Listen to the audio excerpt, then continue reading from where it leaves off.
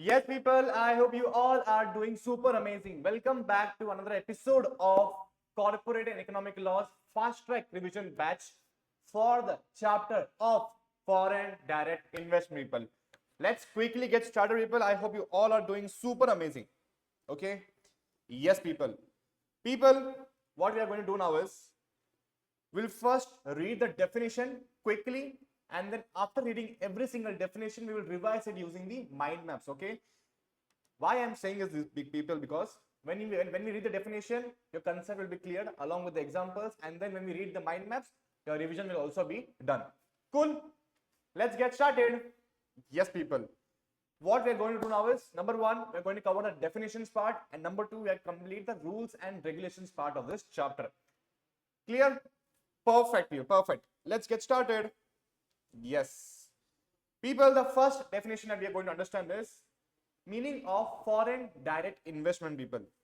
A foreign direct investment in India is defined as, people, an investment made by a person resident outside India,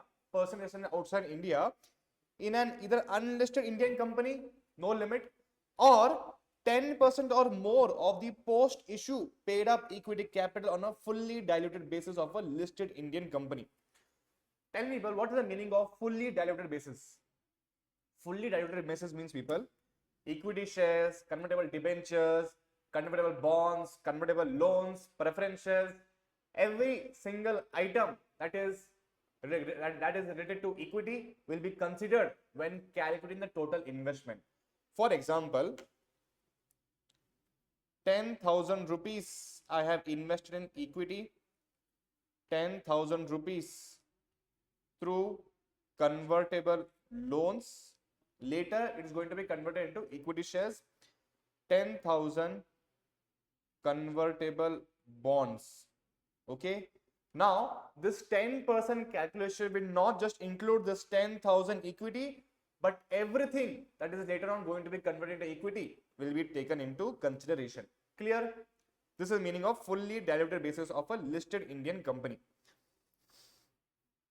Okay. Now, what if once I have made investment over 10% in an Indian company, sorry, foreign company, what if I reduce my holding less than 10%, will I be still considered as foreign direct investment?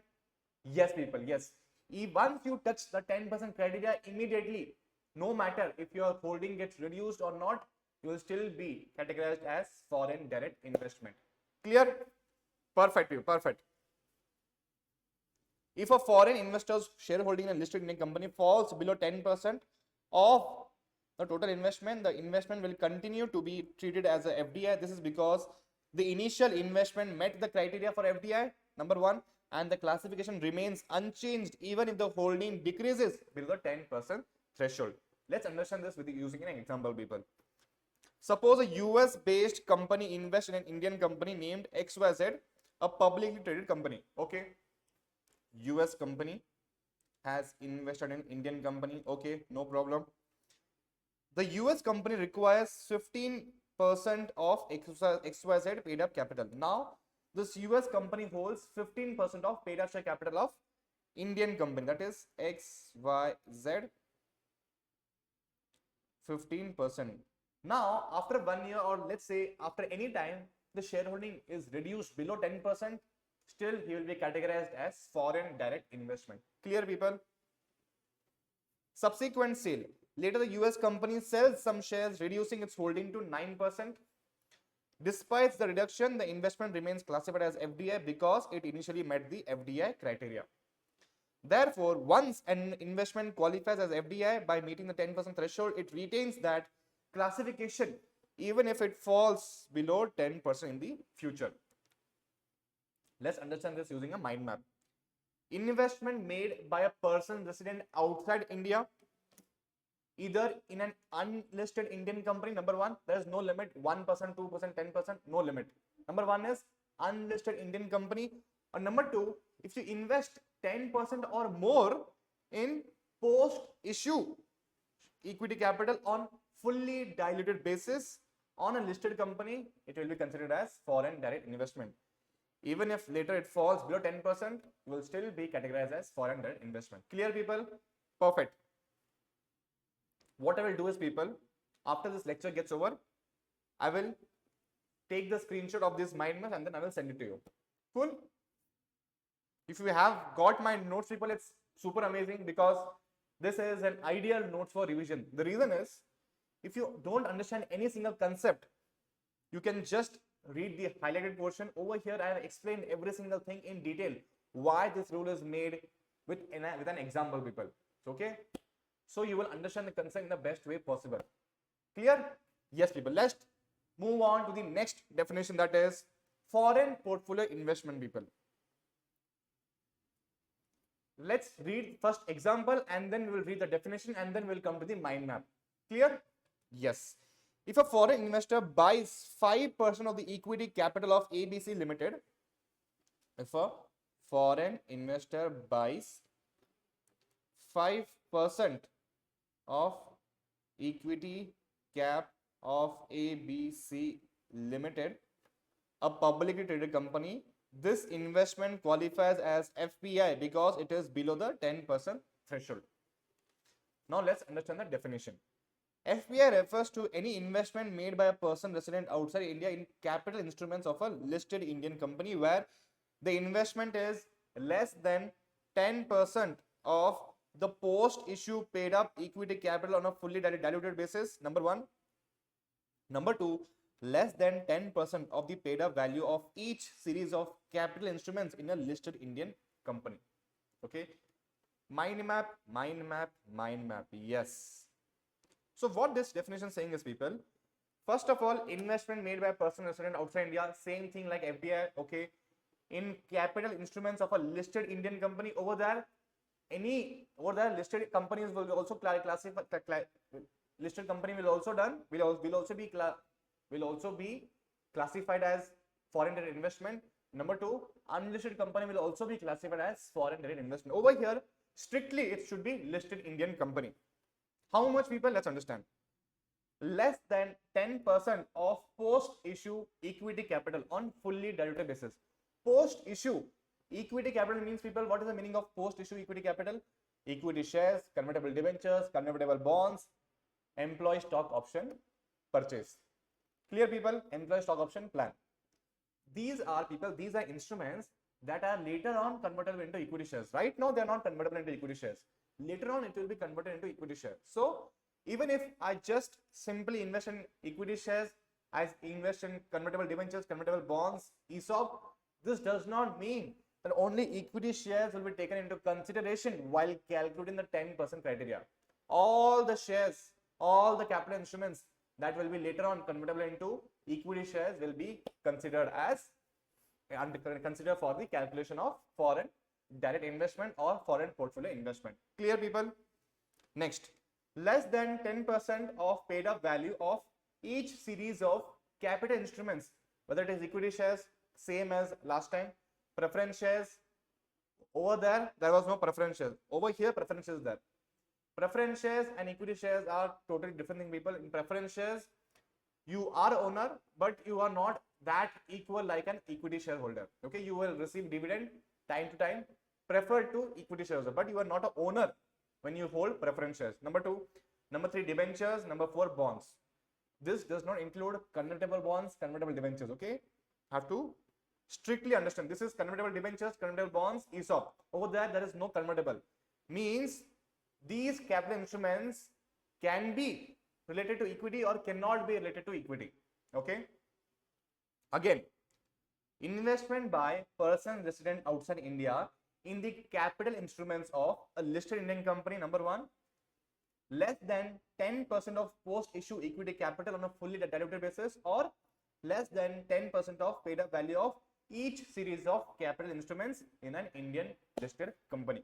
Clear? Over here, people, over here, foreign direct investment, if it is in an unlisted Indian company, no limit applicable. Foreign direct investment, if you want to classify it as a foreign direct investment, you have to invest in equity, you have to invest in post-issue equity capital, number one, and you have to invest 10% or more in the equity capital, then only you will be classified as foreign direct investment.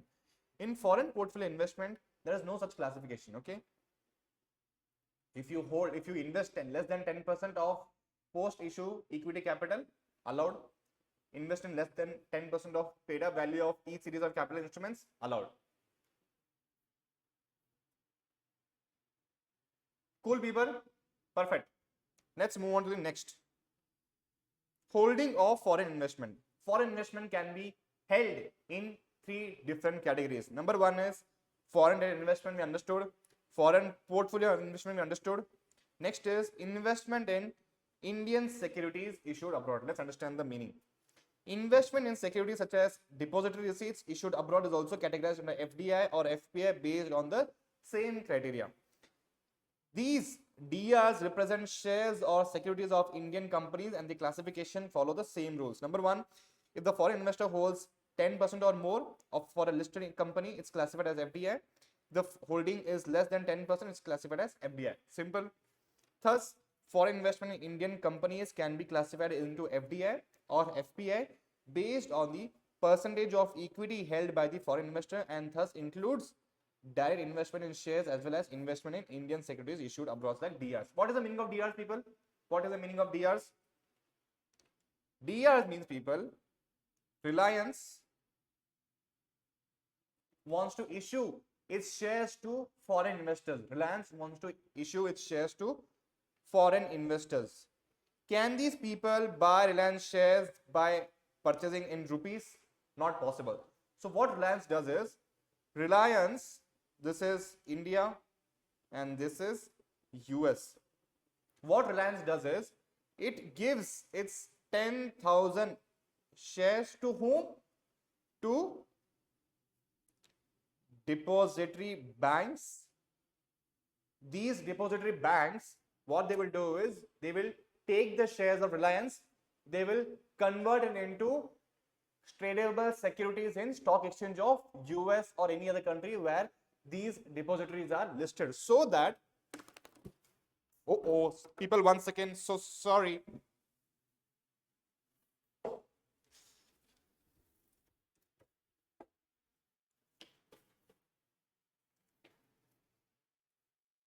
Yes. So what it will do is, people, depository bank will take the equity shares of Reliance, they will convert it into tradable securities in US stock exchange. Okay. Once they do this, these people can purchase in dollars these depository receipts. Correct? This is the meaning of depository receipts. So there are three ways of holding foreign investment. Number one is foreign direct investment, number one. Number two, foreign portfolio investment, and number three, investment in Indian securities issued abroad. Deposit receipts are financial instruments that represent shares of a foreign company but are traded on a stock exchanges in another country. They allow foreign companies to raise capital in international markets without directly listing their shares there. Okay. Simple in easy to understand language I will explain you. Okay. Imagine I have got a Kit Kat. I have got Kit Kat. I have purchased it from India. What I will do is, I want to sell this Kit Kat to US. So what I will do is, I will change the wrapper. I will change the wrapper and then I will sell it to foreign investors. Over here I will mention rupees and over here I will mention dollars. Basic difference. Now this has become depository receipts. Simple. Cool? Yes. What is the meaning of deposit receipts? Where is it? Okay, people. Understood, people? Perfect. Next. Investment vehicles. What are investment vehicles, people? What are investment vehicles? Imagine there is a piece of property. There is an amazing real estate property worth 200 crores worth. I know that after 10 years, this real estate property is going to increase by literally 2000 times. Okay. This property is worth 200 crores will be worth tomorrow in 10 years 2,000 crores. Okay. Now I want to purchase that property. Will I be able to purchase, people? Do I have 200 crores in my bank account to purchase that property? No. So to solve this problem, what companies do is, company set up real estate investment trust. What they will do is, they will take money from 200 different people like me. They will take money from different people like me.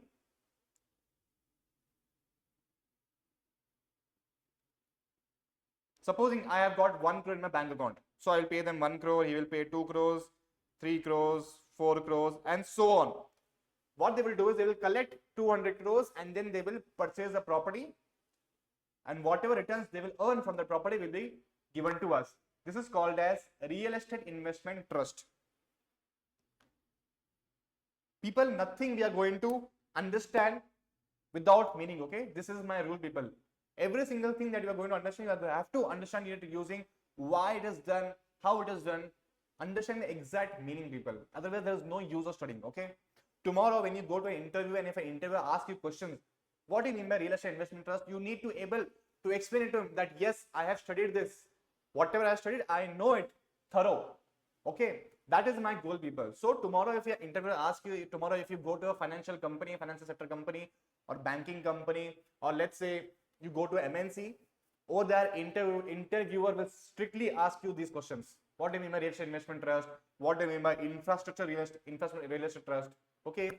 What is the FDI limit over there? Why not FDI is allowed there? You have to answer every single question to whatever is asking, people. That is my goal. Otherwise, there is no use of studying. Okay. Just for studying marks, there is no use of putting in so much money and time into, and then rote learning without understanding the meaning and the writing simply in the exams, and then just scoring above passing marks. Is not how we should study, people. Right? Clear, people? This is the meaning of real estate investment trust. Next, infrastructure investment trust. Okay. Real estate investment trust invest in real estate, houses, commercial properties and all. But infrastructure investment trust, what they will do is, they will collect the money and they will invest in roads, they invest in highways, and whatever returns they earn from the tolls, that will be given to the investors. Clear? Perfect.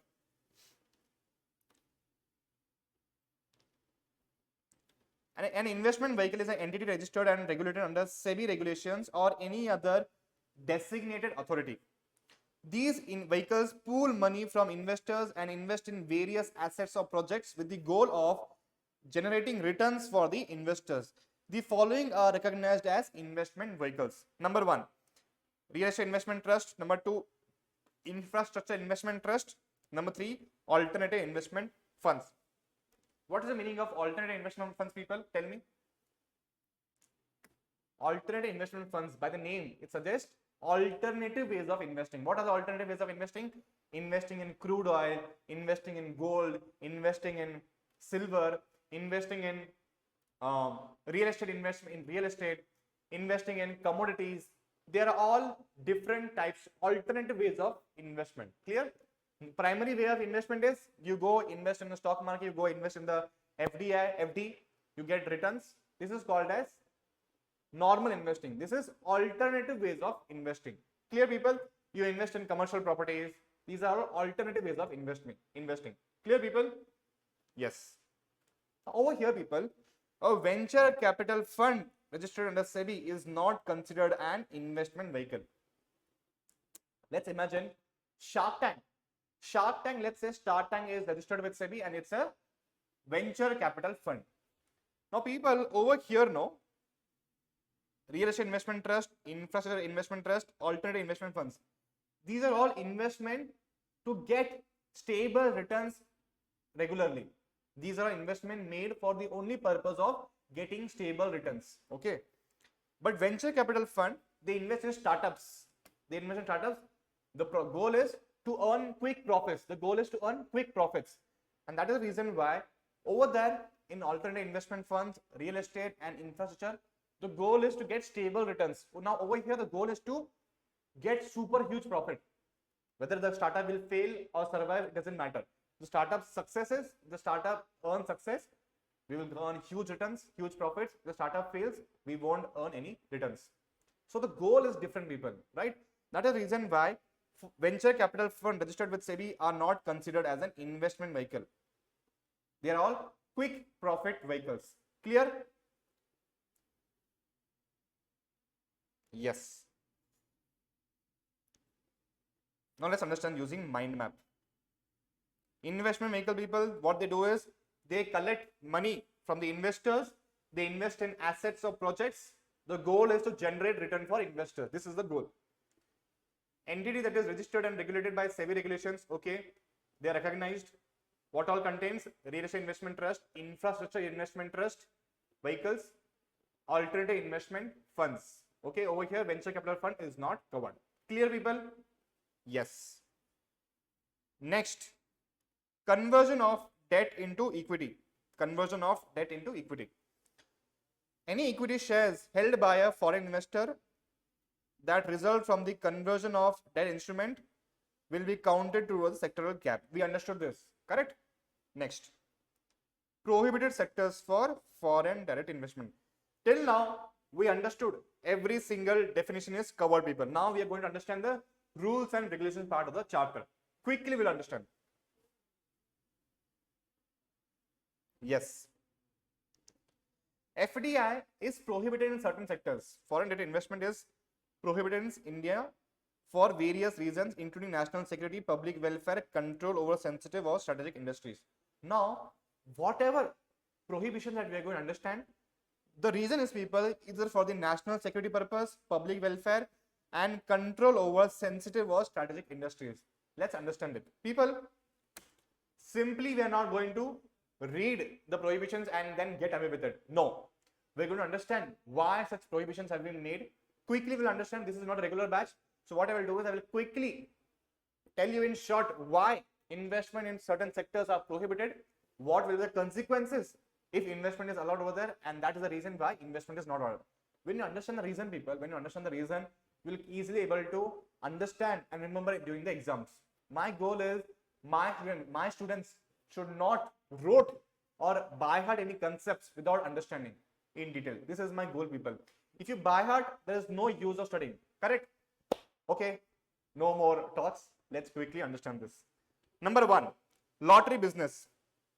Not allowed, people, because it will, if foreign direct investment is allowed in lotteries, which means India is promoting gambling, lottery and all, which is bad for Indian economy. If you want to invest in startups, invest in good companies, good sources where you will get stable returns. If you invest in gambling, which means more people will get involved into gambling, and you know what is the consequences of gambling.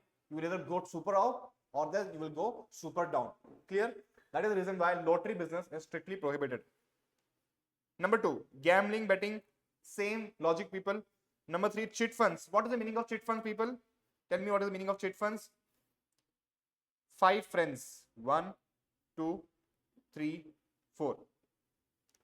5 friends contribute 100 rupees, 100 rupees, 100 rupees, 100 rupees. Total is 400 rupees. Every week, one person will be selected randomly from the jar. Whoever name comes in, he will receive 400 rupees. Like this, every week it goes on. Now, if foreign companies start investing in chit funds, what will happen is, these are all unsophisticated people. The chit funds are done by unsophisticated people, meaning they are not doing it for a purpose of investment goals and all. They are just doing it for the passion. They got enough time. That is why they are doing into this. Now, if unsophisticated people, if you give or to a poor person 1 crore rupees, do you think he will manage it well? No, he will not manage it well. He will either spend it on liquor, he will spend on drugs, he will spend on random items, irrelevant items. He will not use it wisely. That is the reason why chit funds are not allowed. If you want to invest, you have to make sure it is NRIs or OCIs on a non-repatriation basis. OCIs and NRIs means, people, what? What is the meaning of NRIs and OCIs? Basically, people, NRIs are less Indian compared to OCIs. OCIs don't have a passport, NRIs have a passport. So if you want to invest, make sure the money is in India only. First of all, it will be done by NRIs and OCIs. No confusion in that. If at all NRIs and OCIs are investing in chit fund business, you have to ensure that you cannot take the money back to your home country. You have to keep it in India only. Clear? I'll explain people. If you don't understand anything, explain what is the meaning of chit fund, why FDI and chit funds are prohibited, exceptions for NRIs and OCIs. Clear, people? I've also given you examples to clarify. No confusion at all. This is my goal. You should not need a teacher to learn this subject. That is my goal. That is how I have redesigned this course, study material. Clear, people? Perfect. So, gambling, betting not allowed. Lottery business not allowed. Chit funds not allowed. Next, Nidhi company. What is the meaning of Nidhi company, people? Nidhi company are meant to serve local members who know each other and have a shared interest. They are not designed to attract investment from foreign entities. What they do is, these people, same logic. 100 rupees, 100 rupees, 100 rupees. In chit fund, this 400 rupees is simply given to the person. But in Nidhi companies, this 400 rupees is given as a loan. Okay. Now imagine if foreign companies start investing huge amount of money to these people, what they will do is, do you think they will utilize it wisely? No. That is the reason why foreign investment in Nidhi companies are not allowed.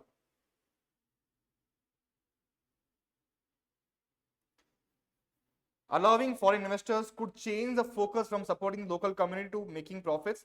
This might create financial instability because the profit motive could replace the idea of helping members. Number two, it might lead to exploitation or riskier lending practices to make more profit. Clear?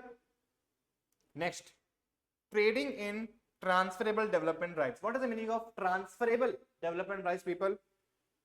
Imagine I have a piece of land. Imagine I have a piece of land.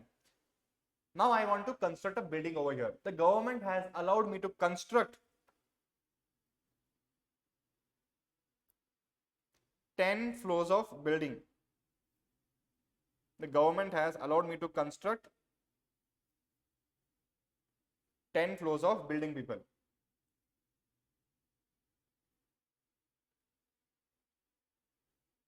Now what I will do is, I don't construct 10 floors. I only construct till 5 floors I construct.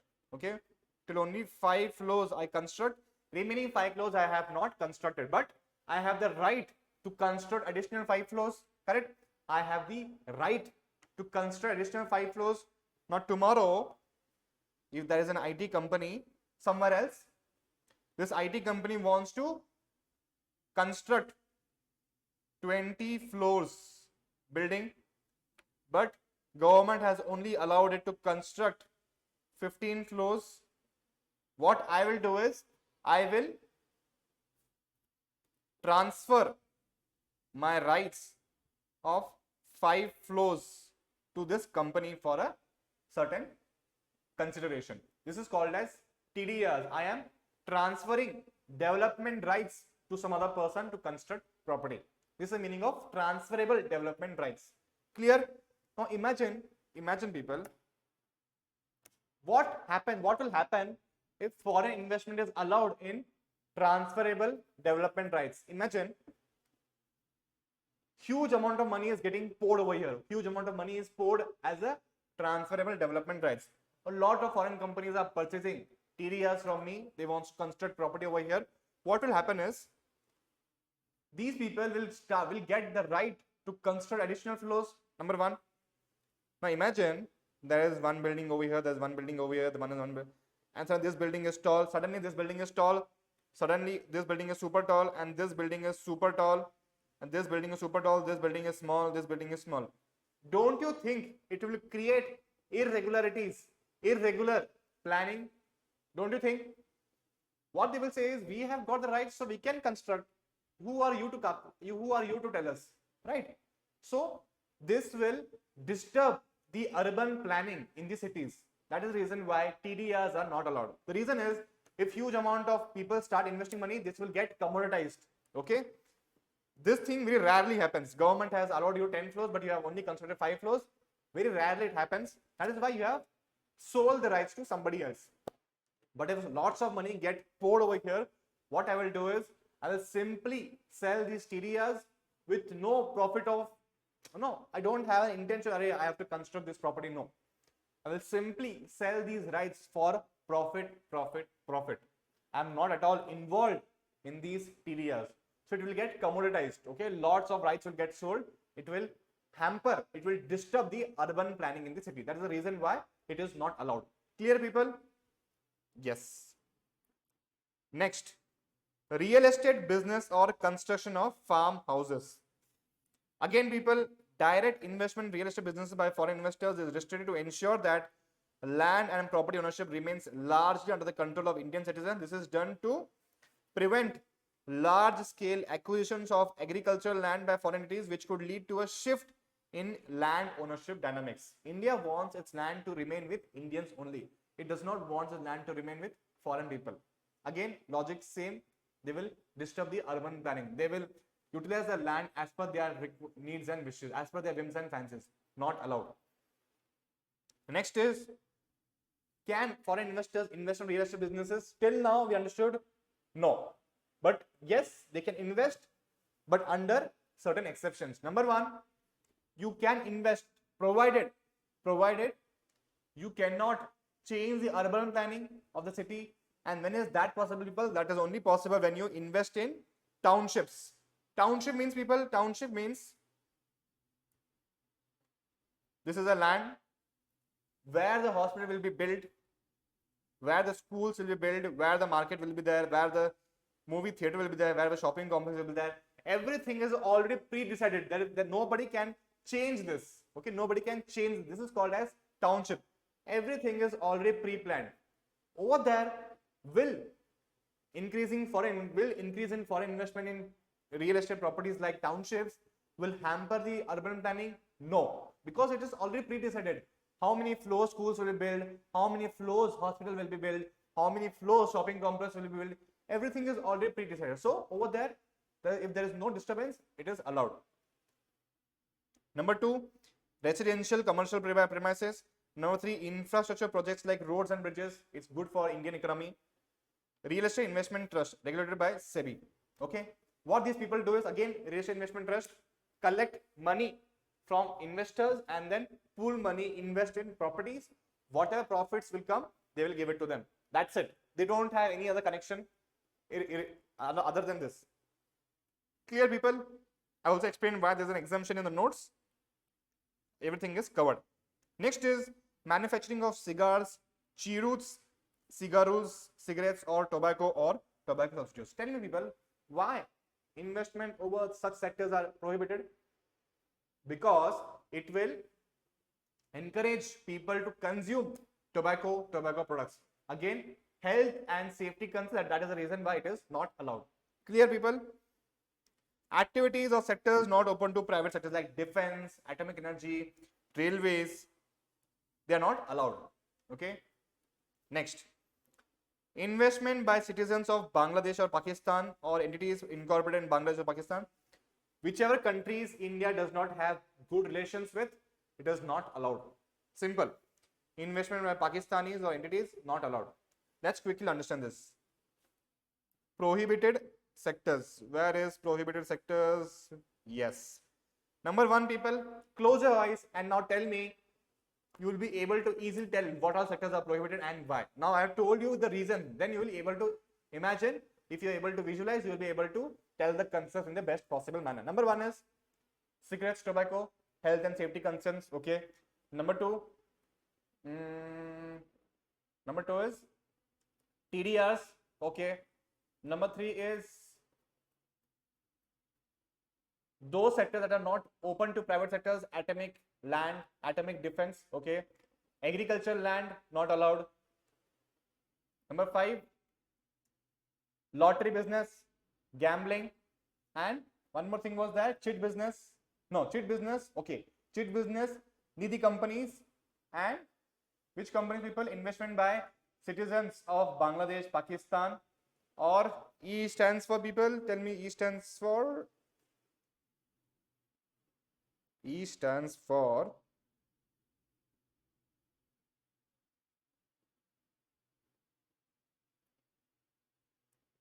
Investment by citizens of Bangladesh or Pakistan or entities, and E stands for entities, people. My bad. Okay. Lottery business not allowed, gambling, betting not allowed, cheat funds not allowed, cigarettes not allowed, investment by citizens of Bangladesh, Pakistan entities incorporated in Bangladesh, Pakistan not allowed. Next, activity or sectors not open to private sector investment not allowed. Trading in TDRs not allowed. Nidhi companies not allowed. Real estate or construction of farmhouses not allowed. Exceptions if it is townships allowed.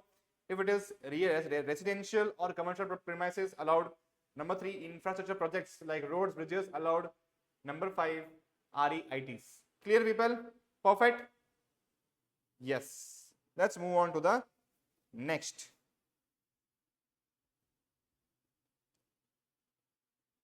Now let's understand what is the meaning of capital instrument. What is the meaning of capital instruments? Capital instruments are securities that represent either ownership like equity or debt obligations of a company. In the context of FDI, capital instruments are referred to the following types of financial instruments issued by an Indian company. Number 1, equity shares. Okay, it represents ownership. Number 2, debentures. It represents liability. Correct, obligation. Number 3, preference shares. These are shares that give priority to over equity holders when it comes to dividends and liquidation payouts, but they usually do not have voting rights. Preference shares do not have voting rights. They only get dividend before the equity shareholders. That's it. Tomorrow if the company is getting liquidated, first of all, preference shares will be given the money, and after that any money left will be given to equity shareholders. Correct? Preference shares, debentures, equity shares, shares warrant. What is the meaning of share warrants, people? For example, if Reliance gives me a share warrant, let's say Reliance is telling me you can purchase 10,000 shares of Reliance Industries after 1 year at XYZ price, giving the right to shareholders to buy shares at a predetermined price at a predetermined date is called as warrant, share warrant. Yes. Fully convertible debentures, debentures convertible into equity shares. Number 6, fully convertible preference shares convertible into equity shares. These are capital instruments.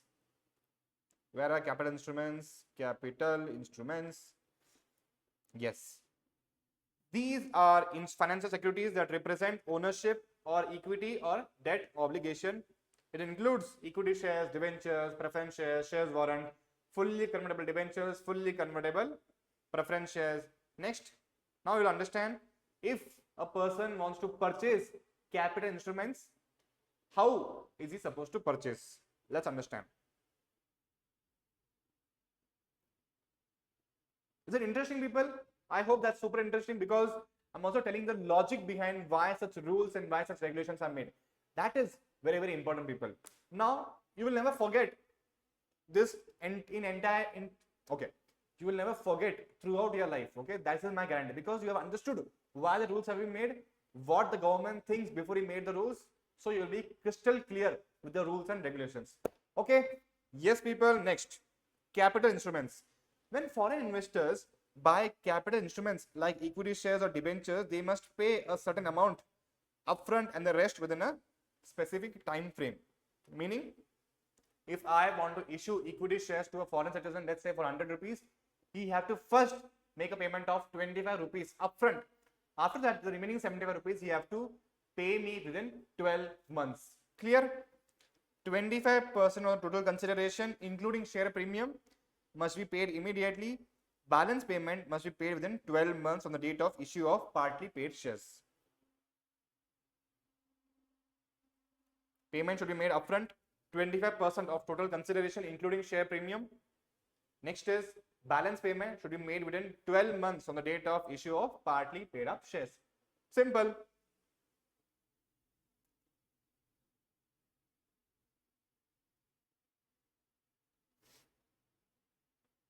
People, the basic logic is the more the money comes in India, that is the better for foreign direct investment or FEMA, whatever rules we are going to understand.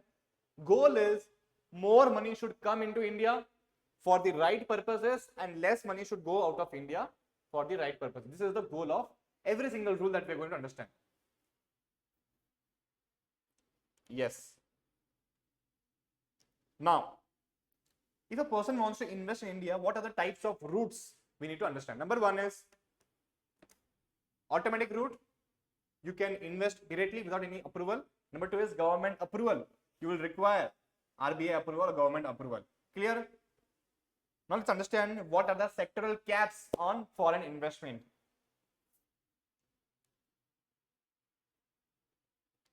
Number one, foreign investment limits.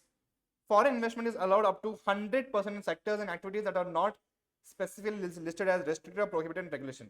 What sectors are not restricted or prohibited? 100% FDI is allowed over there. Number two, automatic route. The sector is not prohibited or restricted, foreign investment can flow it on automatically, meaning investors don't need to seek approval from the government. However, it still needs to comply with applicable rules, regulations, security. General rule is that no problem, you can invest. Automatic route, what it says, you can invest, but you have to follow certain rules and regulations when bringing money in India. Clear? For example, you cannot bring in money through a different secretive route, illegal route, not allowed. Okay, just because an investment is allowed in India, that does not mean you can bring in money in alternative ways, secretive ways, restricted ways, prohibited ways, not allowed. Clear? Yes. Number one is foreign investment limits. Number two, minimum capitalization requirement. Meaning, if you want to invest, what is the minimum capital you have to bring in first before you invest in money? Let's understand it. In some sectors, minimum cap is required for foreign investment. Okay. What counts towards cap? The total amount paid to the company when it issues new shares or securities. This includes both face value of the shares, premium. What does not count? If the shares are resold after being issued, any amount paid above the original issue price does not count towards meeting the.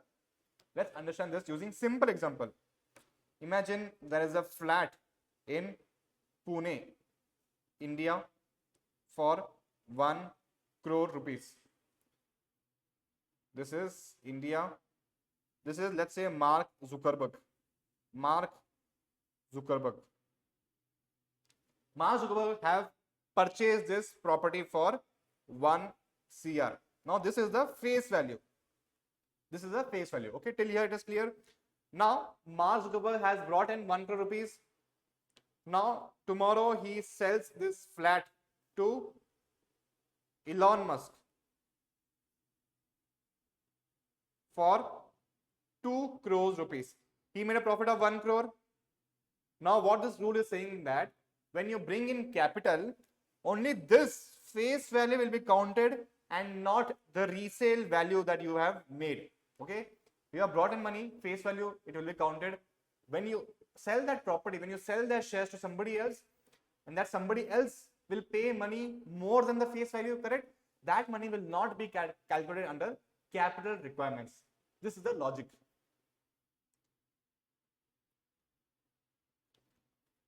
The total amount paid to the company when it issues new shares or securities, this includes both face value of shares, premium. What does not count?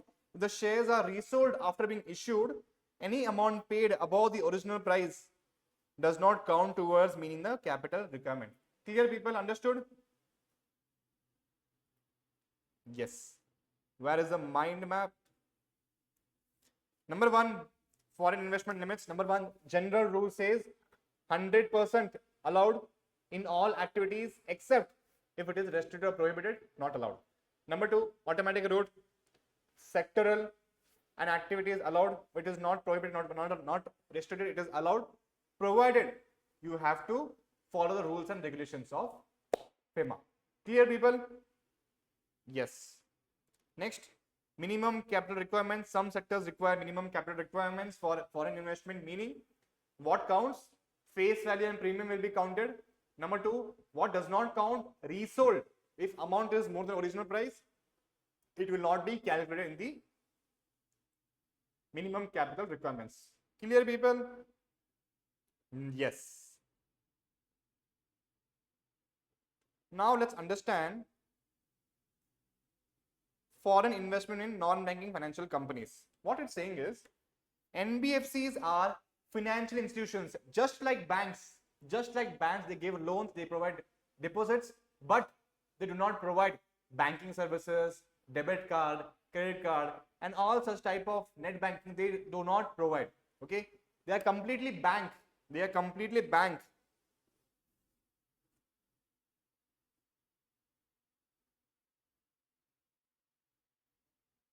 They are banks that do not provide debit card, credit card, and all. They provide loans, they provide except deposits. That's it. Till that, it is allowed. This is called as non-banking financial companies. Okay, let's understand it. NBFCs are financial institutions that provide various financial services like loans, asset management, etc., but they are not part of the formal banking sector. People, this is investing company. This is also investing company. Okay, if an investing company is an NBFC, okay,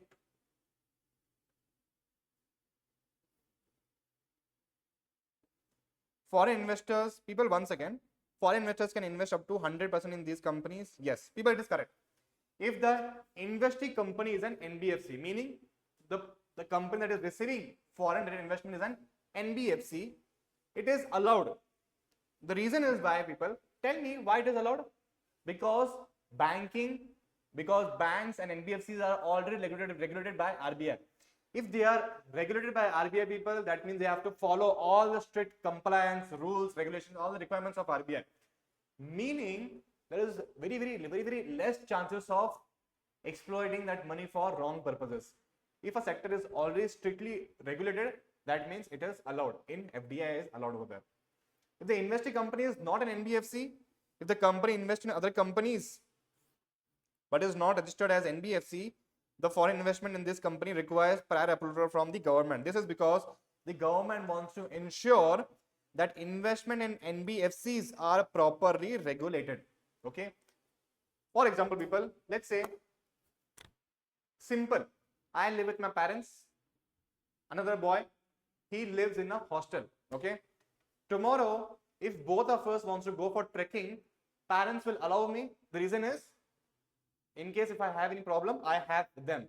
But does he have any parents with him? No, he does not have any parents with him. So if he goes somewhere and if something happens to him, who will be responsible? He will be solely responsible. Okay, who will going to take care of him? Nobody is going to take care of him. So the restrictions on this person will be more compared to me, because I am already regulated.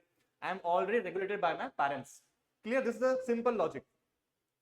People, every single rule that we are going to understand, we have to understand it using logic. Okay, only then you will be able to write answers in the exams. Clear, people? Perfect. If a foreign investor wants to invest in a company that is registered with RBI, they can invest 100% without any approval from the government. Okay. However, if the same foreign investor wants to invest in a non-banking financial investment company, they would need prior approval from the government. What is the meaning of core investment company, people? Core investment company, it is also a type of NBFC. It is also a type of NBFC, but they hold investment in other companies. They don't provide loans, they don't accept deposits, they invest in other companies. Okay. CIC do not engage in lending or deposit. Instead, they focus on owning and managing equity stakes in other businesses, often with a controlling interest. CICs are regulated by the RBI. In short, CICs act as an investment holding within large business groups. Okay, this is random information. Just have to tell you. Perfect. In simple terms, 100% is allowed. Number 2, capitalization, the money receives for issuing shares counts towards the minimum cap requirement, but post-issue share transfer payments do not count. NBFCs. Let's understand this with an example. A foreign investor wants to invest in a company that is not in a restricted sector. They can invest up to 100% without government approval if the sector is open for foreign investment. If a foreign investor invests in a non-banking financial company and the company is registered with RBI, they can invest 100% without needing approval of government. However, if the company is not registered as an NBFC, the investment will require prior approval of government. Clear, people? Just drink some water, people. You also drink some water, people. Water is very, very important.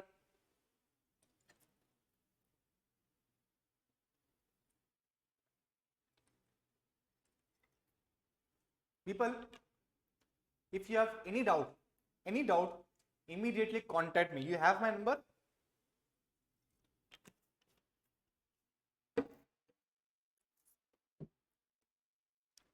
This is my number. Any doubt that comes to your mind, sir, I didn't understand this concept, I didn't understand this rule, I am 100% available for you people. Okay, you don't have to think twice before sending me a message. Just send me a message, voice message, anything. Just send it to me. I will clear all your doubts in the best possible manner. Okay. Yes.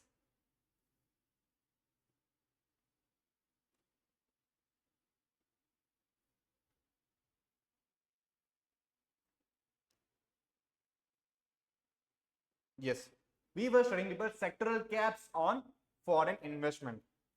Foreign investment limits, general rule is completed, automatic rule is completed, minimum cap requirement is completed. What counts, what does not count is also completed. Now we'll understand foreign investment in NBFCs. Investing company, if investing company, people, what is the difference between investing company and an investee company? Tell me.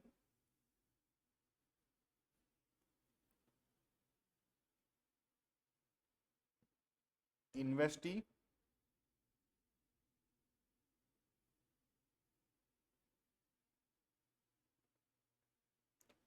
Investing company means that company that is investing in another company, and that another company is called as investee company.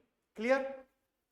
Investee company is NBFC. If foreign investment is allowed, 100% in company, not government, no government approval is required. Number two, investee company is not NBFC, that means it is not regulated by RBI. That means prior approval of government is required. Clear, people? Perfect.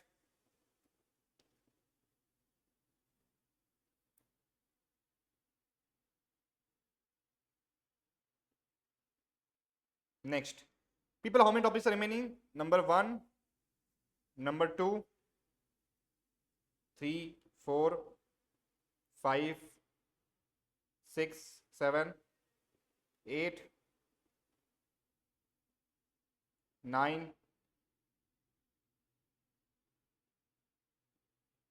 that's it. 9 topics remaining. Quickly we'll complete. Okay, quickly. If you want to take a break, take a break. Pause this video, 5 minutes break, take it and come back. Okay.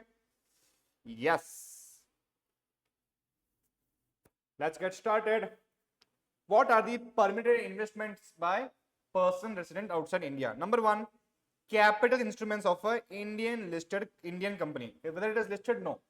Capital instruments of a Indian company means they can subscribe to, they can purchase, sell shares, debentures of an Indian company according to guidelines in Annexure 1. Number 1 is clear. Number 2, now capital instruments of a listed Indian company. Capital instruments by a listed Indian company. Now this investment is made by foreign portfolio investors. Okay, FPIs can purchase, sell capital instruments of a listed Indian company. FPIs means, people, what is the meaning of FPIs?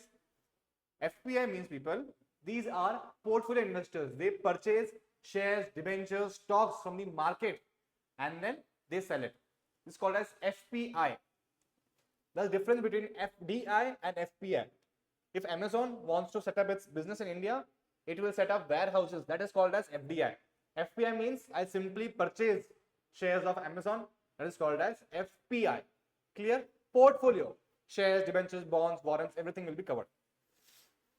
Next, capital instruments of a listed Indian company. Capital instruments of a listed Indian company. Now this is purchased by whom, people? Non-resident Indians or overseas citizens of India on repatriation basis. Repatriation basis means, people, tell me. Repatriation basis means NRIs and OCIs can invest in capital instruments of a listed Indian company. They can also take the money back to their home country. That is called as repatriation basis. Number 4, capital instruments of an Indian company or units, contributions to LLP, firm, proprietary concerns by NRI, OCI on non-repatriation basis. Means NRIs and OCIs can invest in capital instruments of an Indian company or invest in LLP, firms or sole proprietary concerns, provided they cannot take their money to the home country. Over there, if they want to invest in Indian listed company, they can invest, but they can also take the money back to their home country. But over here, when you are investing in capital instruments of an Indian company which is not listed, and you are investing in whether say LLP, partnership firms or sole property concerns, you can invest, provided you do it on a non-repatriation basis. Means you cannot take money back to your home country. Next, securities other than capital instruments. Foreign investors can purchase or sell other types of securities in India as per the guidelines in Annexure 1, like bonds, government securities, etc. is also allowed. Investment in LLPs. Foreign investors can invest in LLPs as per the guidelines. What is the difference between this LLP and this LLP, people? What is the difference between this LLP and this LLP? First LLP was talking about NRIs and OCIs. Second, it talks about foreign investors. Clear? Foreign venture capital investment is also allowed, but must follow rules and regulations. Next, foreign investors can invest in designated investment vehicles such as REITs, following the rules. Clear? Simple. Issuance of deposit receipts. Foreign investors can issue or transfer eligible instruments to a foreign depository for the purpose of issuing DRs under the directions in can issue and transfer eligible instruments. Which means Reliance has given DRs to foreign investors. These foreign investors can transfer, they can sell it to any people. That does not counts. That is also allowed.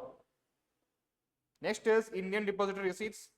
Foreign investors can purchase or sell Indian depository receipts as per the rules and regulations. People tell me the difference between this and this. Foreign investors can issue or transfer eligible instruments to a foreign depository for the purpose of issuing depository receipt. Meaning, if foreign companies want to give us depository receipts, that is also allowed. Over here, money is coming in, but over here, money is going out. Basic difference, correct? Yes. Let's understand this quickly using mind map. Number one, foreign investors can sell, purchase or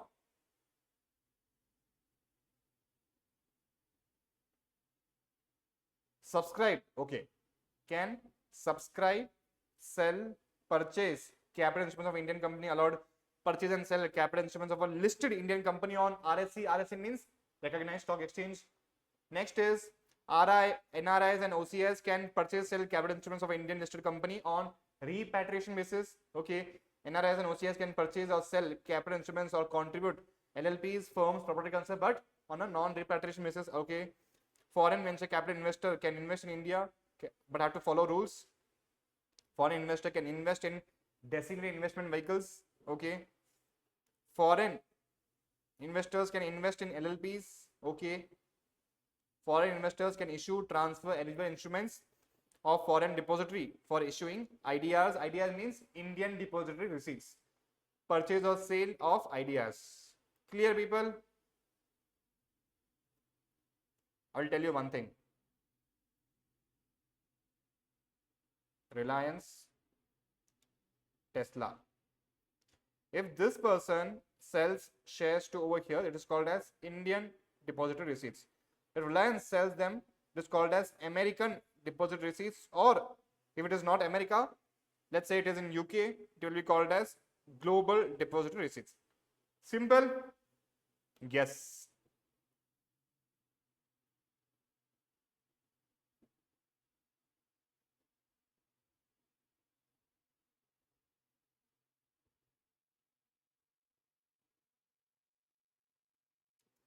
Next, acquisition to right issue or bonus. What is the meaning of right issue bonus issue, people? What is the meaning of right issue bonus issue? If Reliance has got 3 shareholders who are holding 10,000 shares. Okay. Now what Reliance does is, now Reliance want to raise additional capital. So what it will do is, we are raising 30,000 shares. If existing share owners want to purchase the 30,000 shares, we will give them at a discount. Let's say normal price was rupees 100, but we will give it at a discount of 50 rupees. Now these people will purchase shares of Reliance, means they are bringing additional money for Reliance. Reliance has got finance. These people have got shares at a discounted price. This is called as right issue. What is the meaning of bonus issue, people? Bonus issue, if the same 30,000 shares are offered to them for free of cost, it is called as bonus shares. Is it allowed? Can an Indian company give bonus shares right issue to foreign companies or investors? It is allowed. Foreign investors can invest in right issue, bonus issue, an Indian company subject to applicable regulations. Okay. An Indian company can issue ESOPs. ESOPs mean, people, employee stock option plan. For example, Reliance has got a very hard-working employee, but he's in US. Reliance wants to give him equity shares, meaning after 10 years he can convert the shares of Reliance. He can convert the ESOPs to get equity shares of Reliance. So let's say Reliance gives him the right to purchase 10,000 Reliance shares at 50% price. 50% price. This is called as employee stock option plan. Reliance is rewarding its employees. Is it allowed? Allowed. An Indian company can issue ESOPs or sweat equity shares to its employees or directors. Foreign employees or directors can also participate in these schemes as long as company complies with the relevant regulations. Okay. Issue of convertible notes. What is the meaning of convertible notes, people? It is a type of debt by a company that can later be converted into equity shares. The convertible note allows investors to lend money to a company with the option to convert it. Meaning, if I give, it is like similar to a share warrant or convertible debentures, convertible bonds. I give a person convertible notes. He has given me 10,000 rupees. I give him a right to convert this 10,000 rupees later into equity shares of my company at a 50% discount at a predetermined price. This is called as convertible notes. Is it allowed? It is allowed. Next is foreign investment is okay. This is allowed. Next, merger, demerger, amalgamation of Indian companies. Meaning, people, let's say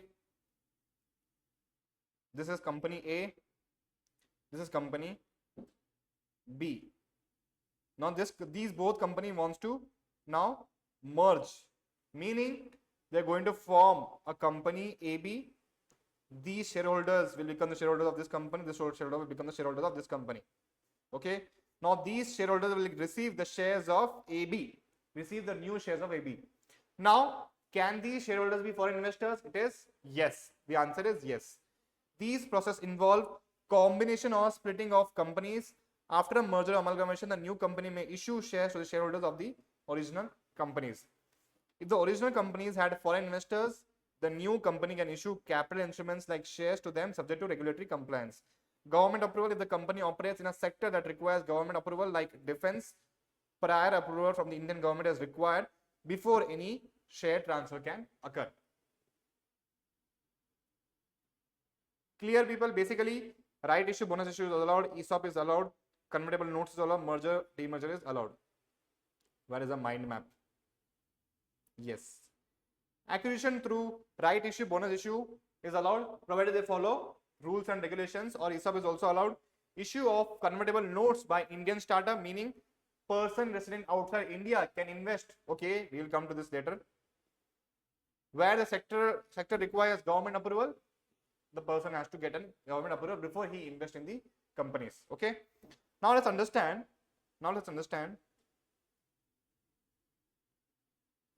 What are the pricing guidelines? If a company, Indian company, wants to issue shares to foreign investors, what should be the pricing guidelines that should be followed? Number one, people, one more thing I want to tell you. Foreigners can invest up to 25 lakhs in convertible notes issued by Indian startups, which can later on convertible into equity shares. Correct? Where is it? Okay. Issue of convertible notes by Indian startup, PROI, that is person resident outside India, can invest up to 25 lakhs in convertible notes issued by Indian startup company. Okay. Next is merger, demerger, amalgamation of Indian companies. If merger, demerger, amalgamation means the new company issues shares to the shareholders of original company. If foreign shareholder can get original company shares, new company can issue shares of foreign capital instruments. Number 3, government approval. The sector requires government approval before share transfer take place. Prior approval is required. Clear, people? Now let's understand the pricing guidelines.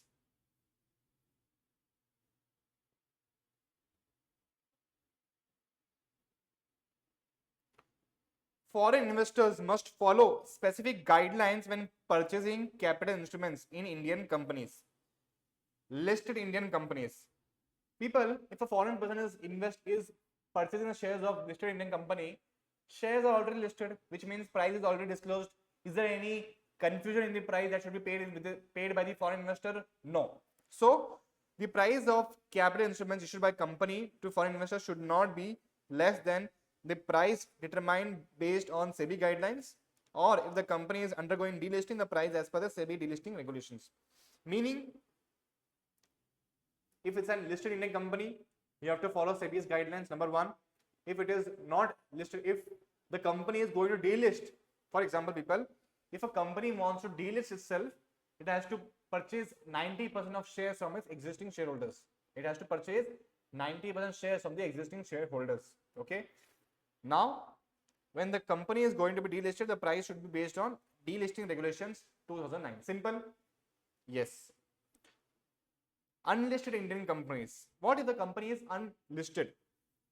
The price should be based on a valuation done using an internationally accepted pricing methodology.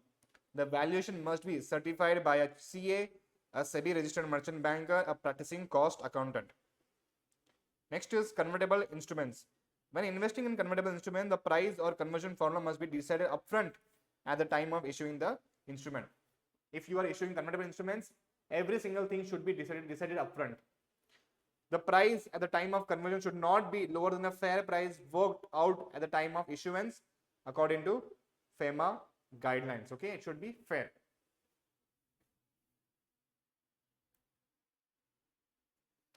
Listed company, price of capital instrument should be more than equal to price determined by SEBI guidelines. People, once again, there is small confusion in the wordings.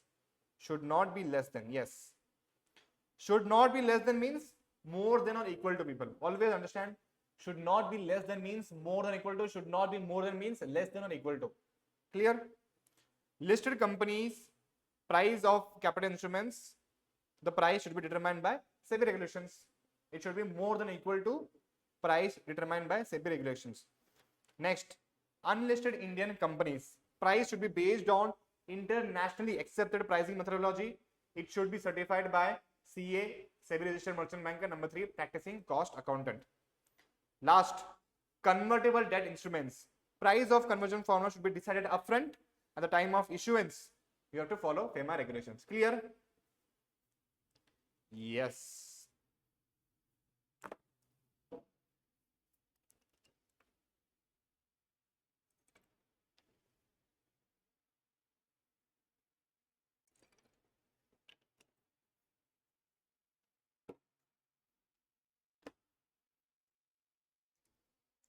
Exit from a foreign venture.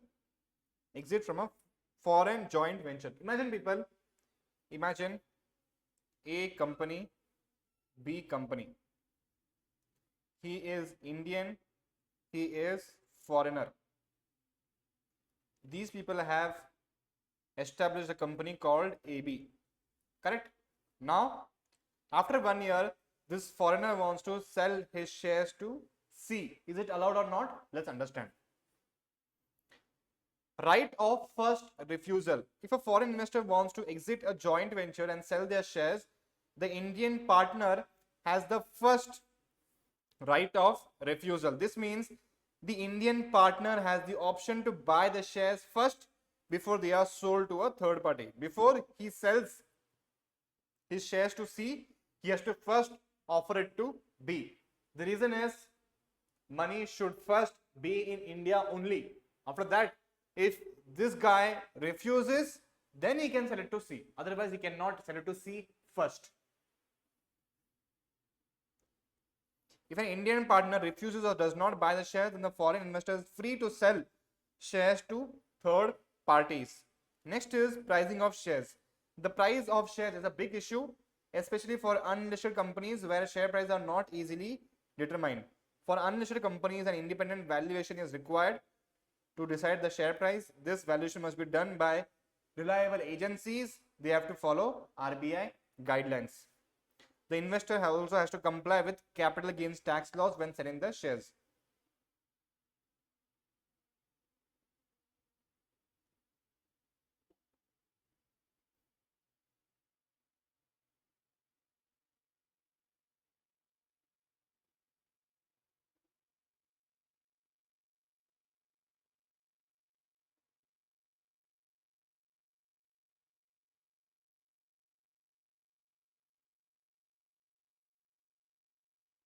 Yes. Conditions for exit for foreign investment in India. How and when foreign investors can exit their investment. Number one, exit from a foreign joint venture. Right of first refusal. Foreign investor can exit or sell shares of joint venture provided the Indian partner has the option to buy shares first before they are sold to a third party. If Indian partner refuses, foreign investor is free to sell the shares to the third parties. Pricing of shares, independent valuation case of unlisted company following by our RBI guidelines, plus it has to comply with capital gains tax laws.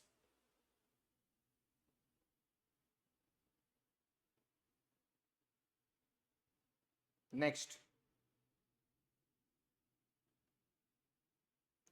calculation of, people, one second, I think I have missed this one. Yes, calculation of total foreign investment in Indian companies. We will first complete this, people, then we will come to this. Transfer of capital instruments. When foreign investment is involved, Indian companies that have received foreign investment are either not controlled by Indian citizens or owned by foreign residents, have specific conditions for transferring capital instruments. Meaning, Indian companies that have received foreign investment and are not controlled by Indian citizens, means Indian companies have received foreign investment. Let's say Flipkart has received foreign investment from Walmart. Is Flipkart controlled by India? No. Flipkart is controlled by foreign investors. They have got specific conditions for transferring capital instruments. If an Indian company with foreign investment wants to transfer shares to a foreign resident, reporting requirements must be followed using FCTRS, foreign currency transfers. Correct? Next is pricing guidelines will not apply for these type of transfers. The reason is it is already owned by foreign investors, it is already owned and controlled by foreign investors, so pricing guidelines is not required to be followed. To a person resident in India, the shares are being transferred to someone living in India, the pricing guidelines must be followed. This means the price of the shares must be determined according to appropriate valuation rules. Meaning, Flipkart,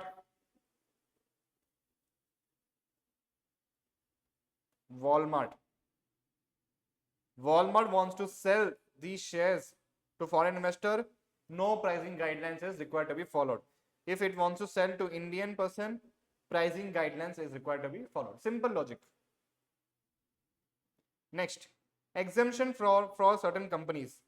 Indian companies with foreign investment. In some cases, the pricing and reporting guidelines do not apply to Indian companies that are not controlled by resident Indian citizens or controlled by foreign citizens. In such cases, pricing guidelines and reporting requirements do not apply.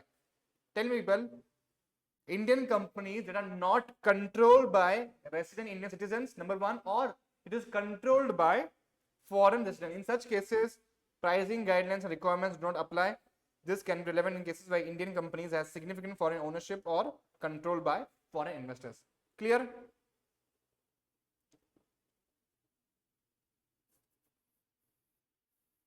Exemption. Pricing guidelines, reporting guidelines not applicable if Indian company has significant ownership or controlled by foreign investors. Indian company is not controlled by resident Indian citizens, or it is controlled by foreign resident individuals, exemption from following the pricing and reporting requirements.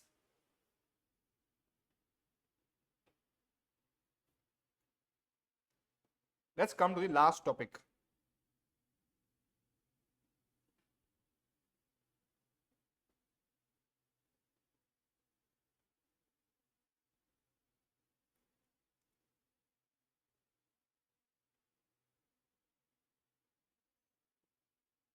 Oh my God, where is the last topic?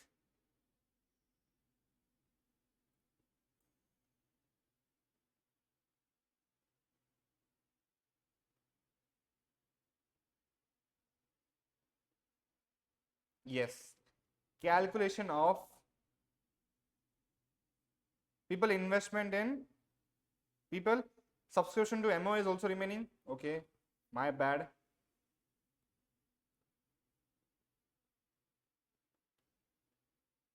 Yes. When a foreign person subscribes to MOA of an Indian company, the shares will be issued to at their face value as long as the company follows entry route sectoral caps. What is the meaning of MOA, people? MOA? When a company is incorporated, in its memorandum of association, it will list first shareholders in the company. These shareholders, when they become the shareholders by paying a certain amount of money to purchase the shares, they are called as subscribers to the memorandum. Clear?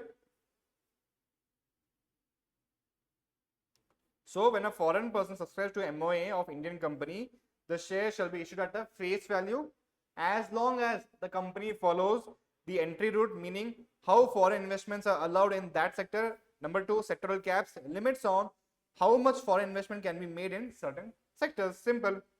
Investment in LLPs, if a foreign company investor contributes capital or acquires profit shares in an LLP, the price of investment must be based on fair price determined by internationally accepted valuation norms or market practice. The valuation must be issued by chartered accountant, practicing cost accountant, approved valuer. Okay, perfect.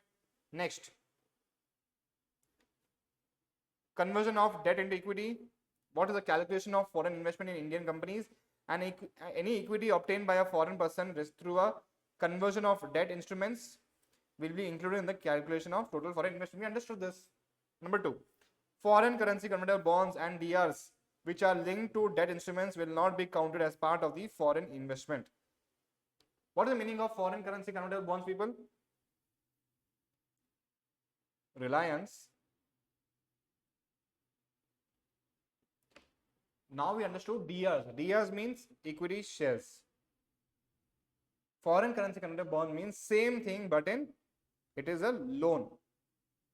Means Reliance raises money from foreign investors. These people pay in US dollars. Reliance will receive money. It will use in its business operations, and then whatever returns they will receive, they will give it to the person. Foreign currency convertible, foreign currency. This is called as foreign currency bonds. What is the meaning of foreign currency convertible bonds? Means the same loan can be later on convertible into equity shares of Reliance. Simple to understand. Simple. Yes. Next is downstream investment. Let's understand the meaning of downstream investment first. Downstream investment refers to when a company or a subsidiaries invest in other companies. Let's say Walmart has invested in Flipkart. Now, even if the Flipkart invest in a company called Myntra or Walmart invest in Myntra, it will be considered as downstream investment. The foreign investment in the company making the downstream investment is also counted. Means even the Flipkart makes downstream investment in Myntra, if Walmart has got, let's say, 1 lakh limit, it has already invested 50,000 rupees. Now Flipkart invest 50,000 rupees in Myntra. which means the company making this downstream investment will also be calculated in the total overall investment. Means if Walmart can only invest 1 lakh, let's say a rule, Walmart can only invest 1 lakh in India. Now Walmart has purchased 50,000. Walmart has got shares equal to 50k in Flipkart. Okay. Now Walmart is not investing in Myntra. Walmart is using Flipkart to acquire shares in Myntra for 50k. Okay. Still Walmart has crossed 50k plus 50k, that is 1 lakh. Now Walmart or Flipkart cannot make additional investments. This is the calculation of foreign investment. Means you cannot do directly, you cannot also do indirectly. This is the meaning.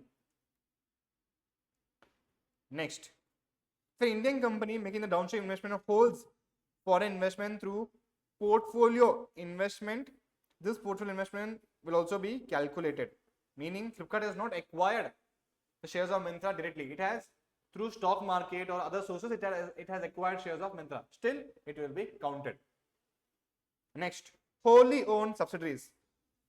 For a wholly owned subsidiary of an Indian company, the foreign investment risk. Now tell me people, now let's say this is Jio, Reliance is a holding company. This is subsidiary company. Now, there is a rule that Reliance can only accept 1 lakh US dollars. Okay. Till now, Reliance has not accepted any money. Now, what happens is Elon Musk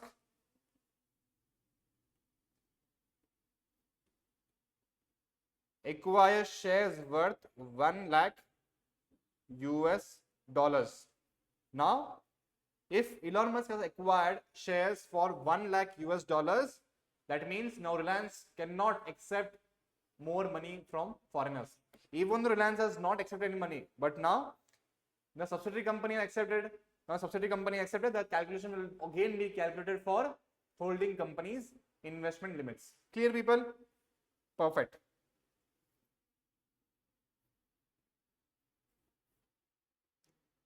People, did you understand the difference between both the terms? Over here, people, over here, Walmart has indirectly acquired stake in Myntra. Okay, this is talking about Walmart, and over here it is talking about Reliance. Clear? Over here, Reliance has not invested anything. Reliance has indirectly accepted. Over here, Walmart is indirectly making foreign investment, and over here, it is indirectly accepting foreign investment. There is a difference. Clear, people? That's it, people. We are done with this chapter. All right. Case study is remaining. Case study remaining, and then we will try to solve previous year's questions. Okay. Amit, Rohit, Mahesh are 3 friends passed out engineers. They want to form a startup company by contributing 10 lakhs each. Mahesh gets a job in US and has left for USA. The company will be manufacturing a spare for computer which is very much in demand. Mahesh wants to be a shareholder and a director of the company which others have agreed. The proposed company will be, people always remember, first you have to read the question. Always before you read the case study, always read the questions first. Can Mahesh hold 35% shares in the company is the question. The proposed company will be private company and the product will be delicensed. The holding Mahesh in the company will be around 35%. The team of above entrepreneurs want to clarify the following. Please as well. Can Mahesh hold 35% shares in the company? Mahesh, over here, they want to start up companies. Mahesh gets a job in US and has left. Initially, he was an Indian person resident in India. OCS can invest in foreign, can invest in India. Simple. Yes, Mahesh can hold 35% shares in the company. There are no specific restrictions on the percentage of shares a non-resident can hold in an Indian private company, especially in a delicensed sector. Simple. Since the company is in a technological field, there is no bar on foreign investment or foreign holding, and Mahesh, being an NRI, can hold significant portion of shares in Simple. Now tell me, Bal, tell me.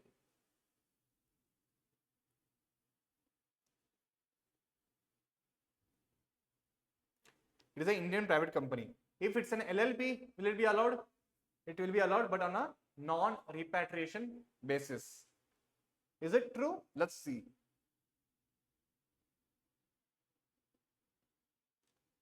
Foreign investors, foreign NRIs can purchase, sale capital instrument listed in a company on repatriation basis. Means he can take the money back to India, back to their home country.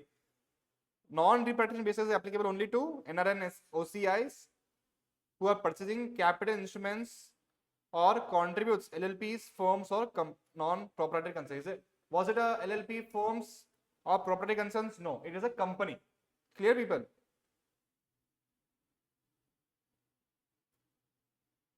Yes. Next. Can he attend the board meeting? Why not? Yes.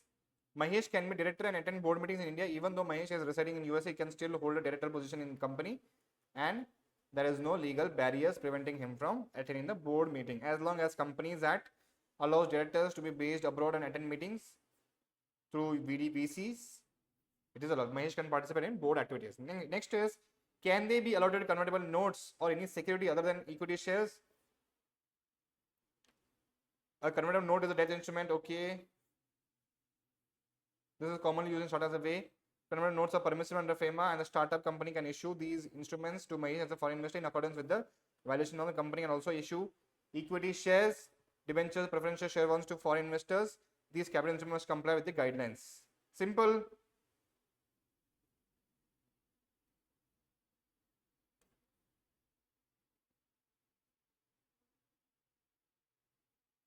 Yes. Next. Which route is to be taken and why? Automatic route for foreign investment applies as the company is involved in a D-license sector. Foreign investment allowed without any need for prior approval of government. Mahesh, being an NRI, can invest through automatic route subject to compliance with the FEMA regulations for foreign investment in Indian companies. Since there are no restrictions or caps on foreign investment in tech companies in the D-license sector, Mahesh can proceed with the investment using the automatic route. Simple. Shall Mahesh get dividends on the sale? Yes, why not?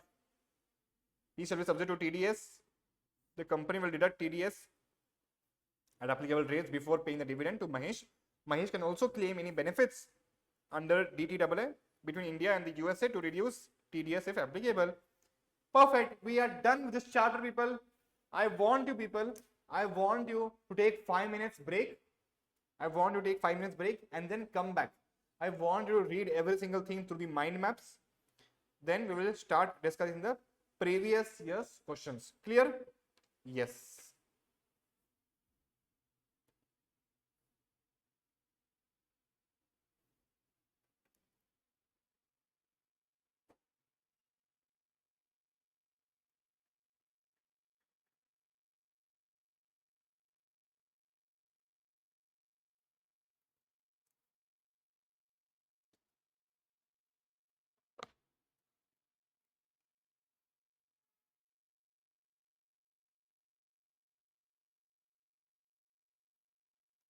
Question number 1. Write short notes on prohibited sectors or persons for foreign direct investment. Provisions for parking, ECB procedure. People, lottery business.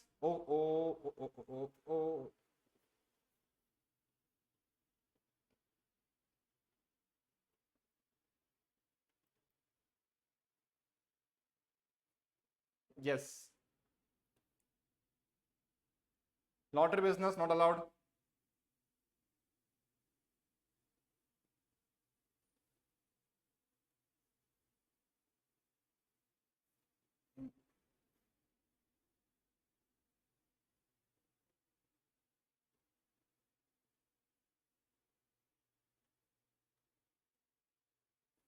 Lottery business not allowed. Gambling, chit funds, nidhi companies, TDRs, real estate business, manufacturing cigars, atomic energy, any investment by person of Bangladesh, Pakistan, not allowed.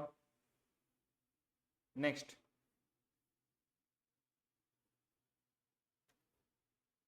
People, I'm so sorry for this mess.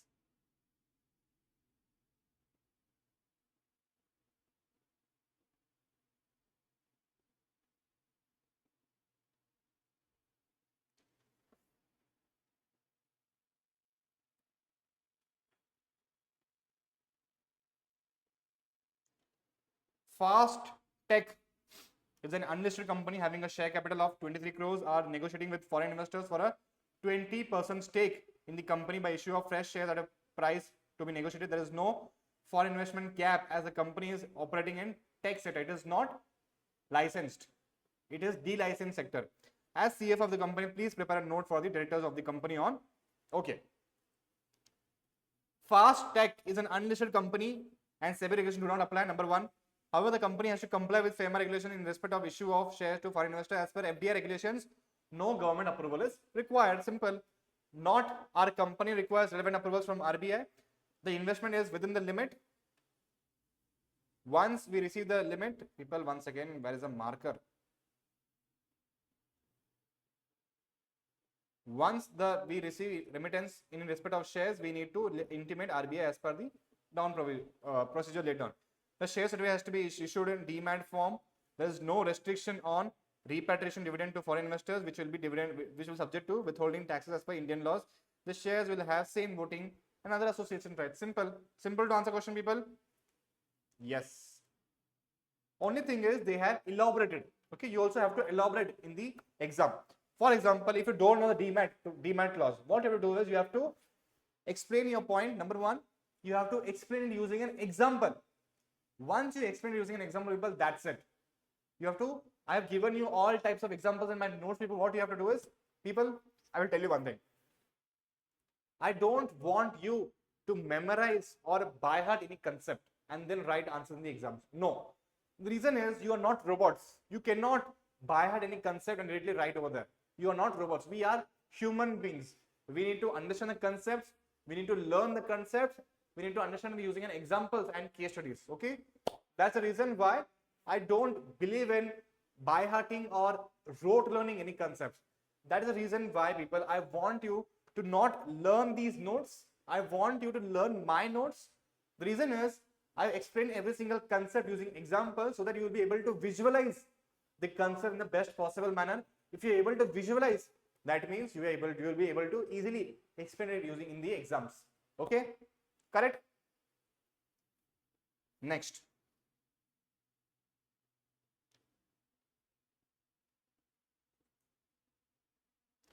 FDI is prohibited in which of the following sectors, people? Chit funds not allowed, gambling, lottery not allowed. Okay, perfect. Next.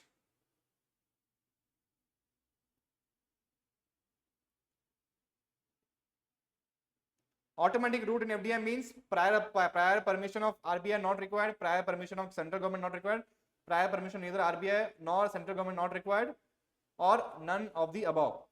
The answer is prior permission of neither RBI nor central government is required. That is called as automatic route. Simple. That's, people, we are done with the questions. That's how questions was asked in the exams. Simple chapter. Okay? Every single chapter is simple, provided you understand it using examples and case studies. Okay? Clear, people? Are we done? Are we done? Are we done? Yes. People, now that we have time, we'll tell you one thing.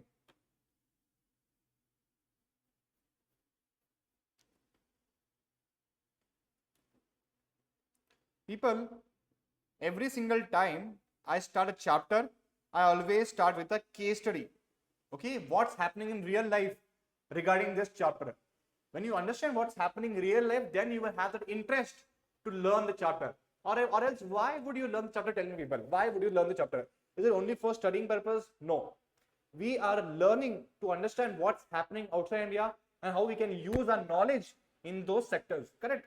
And that's the reason why every single time I start a chapter, I always start with a case study. For example, to my offline batch students, I always start with a case study. Let's say foreign direct investment, Walmart versus Amazon. Okay, let's quickly read it. People, we all know that Amazon is a shopping giant and Walmart is also a shopping giant. What is the difference between Amazon and Walmart? What is the difference between Amazon and Walmart? Amazon provides in India, Amazon provides a platform where buyers and sellers can trade goods. Amazon does not own any inventory. It only provides a platform so that buyers can get the products and sellers can get the money. This is the only goal of Amazon. Okay, there's another company called as Walmart. Okay, Walmart owns inventories. Walmart owns shopping malls. Walmart owns huge stores. Okay. Now let's understand why is it related to FDI. Now people, both the companies, India and Walmart, want to enter India because India has got a lot of online shoppers, huge number of online shoppers. So now their target is to enter into India. Already they have entered into India. Now let's understand. But people, India has a strict rules about how foreign companies can do business in online retail. India has a strict rules how foreign companies can do business in India. Let's understand what are the rules and why the rules have been made. These are all for general awareness, okay? Tomorrow if a question is asked in interview, let's say you are a cost accountant, you go to a multinational company and they ask you for an interview, tell me why Walmart is not allowed to enter into India but Amazon was allowed. You have to tell, you have to think an answer. Because you have studied FDI, that means the interviewer expects you to understand every single thing in detail, right? Let's understand what is the answer. You will find it super surprising, okay? What is FDI? Why does India have these rules? You know why? What is FDI? The question is why India has got rules. If Amazon, yes, India's policy, FDI policy for e-commerce. People, India allows foreign companies to invest in e-commerce, but only under strict condition. Number one, 100% FDI is allowed, but only in the marketplace model. What is the meaning of marketplace model, people? What is Amazon is doing is marketplace model. It is offering market for buyers and sellers to come and make the transaction. Correct? It is offering a marketplace. What is not allowed? FDI in inventory models is not allowed. Meaning, Amazon cannot purchase goods in bulk from the buyers and then sell it at a cheaper rate to the sellers. Okay, from the sellers and then, yes, Amazon is not allowed to purchase bulk of products from the sellers and then give it to the buyers. The reason is if Amazon purchases, let's say,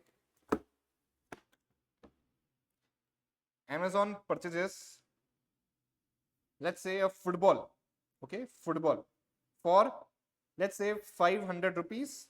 What it will do is Amazon has got huge amount of money. What it will do is it will purchase in bulk. It will purchase in bulk. If you purchase in bulk, the overall per price of the football reduces, correct? So Amazon will purchase, for example, one football will cost for Amazon will be 300 rupees. Now what Amazon will do is, Indian sellers are selling football at a minimum cost of, let's say, 400 rupees. Below that, they cannot go. But what Amazon is doing is, Amazon has purchased huge amount in bulk and now it's selling at rupees 200 rupees. Don't you think these people will die in the market? These Indian sellers will die in the market? That should not be allowed. That is the reason why RBI says that Amazon can invest in India, but provided they follow marketplace model. They can only provide a platform for buyers and sellers. They cannot own any inventory. Number two. But tell me one thing, is Amazon owning any inventory? No. But is Walmart owning any inventory? Yes. That is the reason why Walmart is not allowed. Okay, Walmart is not allowed. But people, what if I tell you that Flipkart is the subsidiary of Walmart? Flipkart is a subsidiary of Walmart. What did I tell you now? Foreign companies can invest in FDI, but they cannot hold inventory.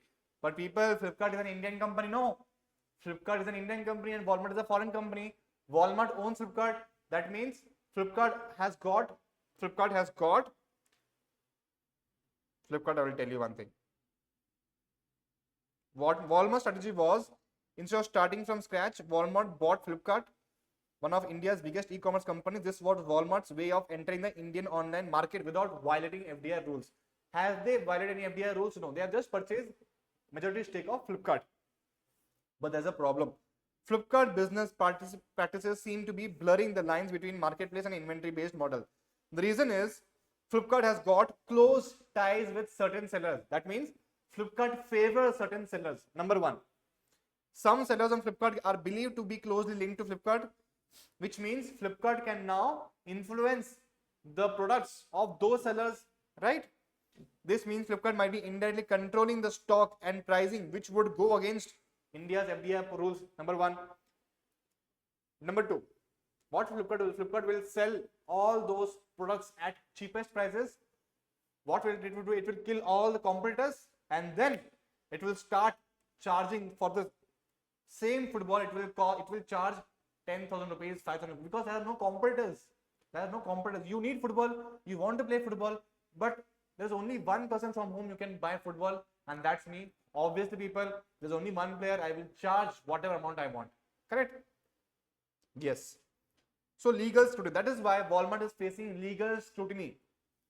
As investigated Flipkart's operations several times to check if Walmart is bending the rules. For example, imagine you are a small seller making handmade crafts. You decide to sell on Flipkart, but you notice that another seller on Flipkart is getting better promotions and discounts, even though they are selling similar products. If this seller is actually working closely with Flipkart, that this Flipkart is not really acting like a neutral marketplace model. Now this affects Indian customers, people. Tomorrow, the same people will charge you 10 times the price if there are no competitors, number one. Number two, it impacts small Indian businesses. Number three, it sets a precedent for future policies, which means what people will do is foreign companies, if Walmart has used this strategy to enter into India, now we will also use the same strategy to enter into India, and India's all business, small business will go to hell. That is the reason why Walmart is under close scrutiny. This is the importance of FDI, people. Now tell me, did you find this FDI interesting? I'm 100% saying that obviously now you have got an attachment with FDI. The reason is you have understood the story, you have understood rules and regulations of FDI, every single thing you have understood. This is what I wanted, people. I want you to first understand the chapter, what's happening in real life. Then we will read the rules and regulation part of the chapter. All right, people. That's all from my side. If you have got any doubts, please do not hesitate to text me on this number.